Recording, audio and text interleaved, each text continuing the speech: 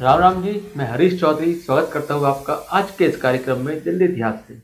आज हम चर्चा करेंगे दिल्ली निर्माण मजदूरों के ऊपर, किस प्रकार से सहायता उनको दी जाती है। इस चर्चा में आज हमारे बीच त्रिभुवन कुमार सिंह चौहान जी मौजूद है, जो इस विषय पर अच्छी जानकारी रखते हैं। आइए मिलते हैं त्रिभुवन कुमार सिंह चौहान जी से। नमस्कार। राम राम जी, नमस्कार जी। सबसे पहले चौहान साहब, हम आपसे जानना चाहेंगे दिल्ली निर्माण मजदूर किस प्रकार की सहायता दिल्ली सरकार द्वारा दी जाती है।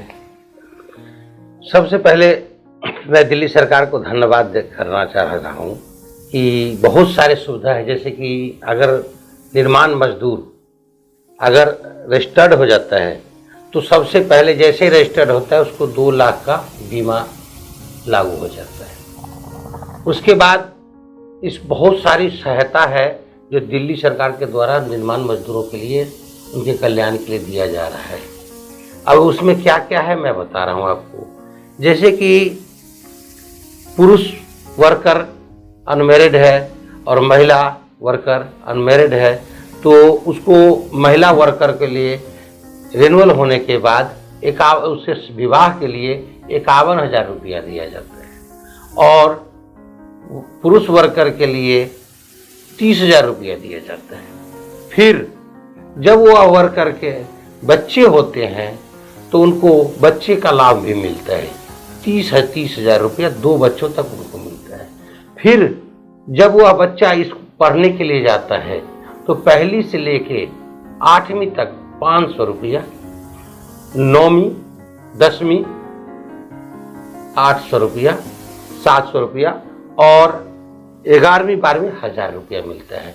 ऐसे कि मतलब सरकार उसको 500 से लेके 10,000 तक सहायता प्रदान करती है।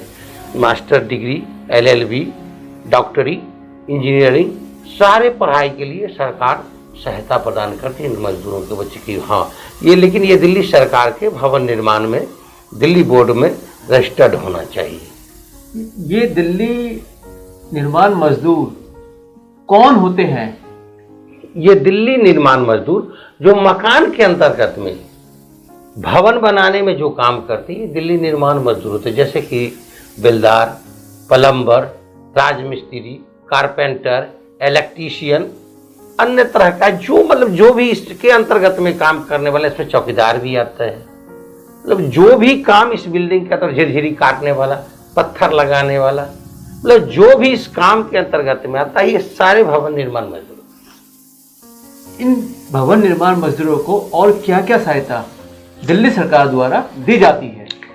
अब रहेगा कि अगर दिल्ली सरकार के द्वारा इनको जब ये रिन्यूअल लेबर कार्ड जब इनका बन जाता है, रजिस्ट्रेशन हो जाता है, तो शादी का तो बेनिफिट के बारे में आपको बता दिया। उसके बाद अगर वर्कर काम करने के लिए जाता है, धोखा से अगर चोट लग जाती है तो सरकार उसको 10,000 रुपया मेडिकल खर्च भी देती है। अगर वर्कर काम करने के लिए जाता है, हो सकता है लिंटर गिर जाता है, कुछ भी टूट फूट जाता है, अगर वह वर्कर विकलांग हो जाता है तो 1 लाख रुपया सरकार सहायता राशि देती है, प्लस उसको पेंशन भी देती है 3,000 रुपया। 3,000 रुपये महीने का, सालाना? महीने का 3,000 रुपया। उसके बाद वह वर्कर अगर नेचुरल डेथ हो जाता है घर में, जैसे लकवा हो गया, बीमारी से किसी भी वजह से अगर उसको नेचुरल डेथ हो जाता है तो उसको 1 लाख रुपया सरकार उसके परिवार को सहायता राशि प्लस 10,000 रुपये संस्कार के लिए देता है। दूसरी बात, तीसरी, भगवान न करे किसी के साथ ऐसा घटना घटे, कोई अगर वर्कर काम करने जाता है, हो सकता है उसको बिजली की शॉर्ट लग जाती है, लिंटर गिर जाता है, एक्सपोर्ट डेट हो जाता है, तो 2 लाख रुपया सरकार उसको सहायता राशि 10% 10,000 उसके संस्कार के लिए देता है और उसके परिवार को पेंशन की सदा जिंदगी चलता है। उसके बाद ऐसे ऐसे करके बहुत सारा फायदा है। वर्कर 5 साल के रिन्यूअल होने पे 5,000 रुपया बेनिफिट मिलती है।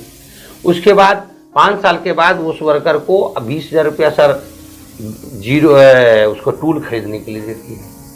उसके बाद अगर उसके पास में ज़मीन है लाल डोरा में, तो 5 लाख रुपया उसको 0 ब्याज पे 5 साल के लिए सरकार उसको लोन देती है घर निर्माण के लिए। वही वर्कर अगर 60 साल पूरा हो जाता है, 60 साल के वो बुजुर्ग हो जाता है, तो उसको 3000 पेंशन प्लस साल में 300 रुपया हर साल बढ़ा के उसको पेंशन मिलता है। ये सारी सुविधा सरकार दे रही है और मैंने दिलाया है। मैं देख रहा हूँ कि लोगों ने लिया है सुविधा। ये देख के बड़ा दिल में खुशी आती है कि एक मजदूरों के लिए सरकार कितना कुछ कर रही है। काफी अच्छा। इन सभी सहायताओं को प्राप्त करने के लिए क्या फॉर्म भरा जाता है या कोई लेबर कार्ड बनाया जाता है? किस प्रकार से ये सारी सहायता एक लेबर या निर्माण मजदूर प्राप्त कर सकता है? इसके लिए सबसे पहले उसको फार्म भरना पड़ता है, जो लेबर कार्ड बोलते हैं, जिसको रजिस्ट्रेशन कहते हैं। रजिस्ट्रेशन कराना होता है। उसमें कुछ नहीं, ज़्यादा कुछ नहीं है। दिल्ली सरकार की तरफ से हर सुविधा मौजूद है। उसके लिए पूरे परिवार का आधार कार्ड लगेगा, पूरे परिवार का फोटो लगेगा, उसके बाद बैंक का पासबुक का फोटो लगता है। और अब तो सरकार इतना इजी कर दिया है कि एक सिर्फ सेल्फ डिक्लेरेशन अगर वर्कर काम करता है किसी भवन में, मान ले कि आप ही के मकान में अगर काम कर रहे हैं, तो आप अगर आपके यहाँ 90 दिन काम कर लिया तो आप उसका अथॉरिटी साइन करके दे देंगे कि भैया ये काम हो जाएगा, तो हो गया उसका। खुद से वो साइन कर देंगे, इस बिल्डिंग में काम किया, मैंने हरीश जी के यहाँ काम किया हूँ और हरीश जी जिन्हें कहते कि हाँ बिल्कुल काम किया है, तो उसका लेबर कार्ड बन गया। और ज़्यादा कुछ नहीं, सरकार की और सुविधा है 1076-1076 पे वो सारा पेपर इकट्ठा करके अगर फोन करता है तो मात्र 25 रुपये में लेबर कार्ड बनती है। लेबर कार्ड रजिस्ट्रेशन का फीस मात्र 25 रुपया में है और प्लस वो 50 रुपया उसका जो एक्स्ट्रा सर्विस चार्ज है वो लेके 75 रुपया में घर बैठे लेबर कार्ड बन जाता है। कितना समय लगता है इस लेबर कार्ड को, मजदूर कार्ड को बनने में? ऐसा है जैसे कि आज लोग फोन कर रहे हैं 1076 पे, 1076 वाले टाइम देते हैं कि मैं सुबह आऊँ शाम आऊँ, वो पेपर ले जाएगा तो एक हफ्ते के अंतर्गत में आपका लेबर कार्ड एक हफ्ते 2 दिन 3 दिन 4 दिन 1 हफ्ते के अंदर में मोबाइल पे मैसेज आ जाएगा कि भैया ये लेबर कार्ड बन गया।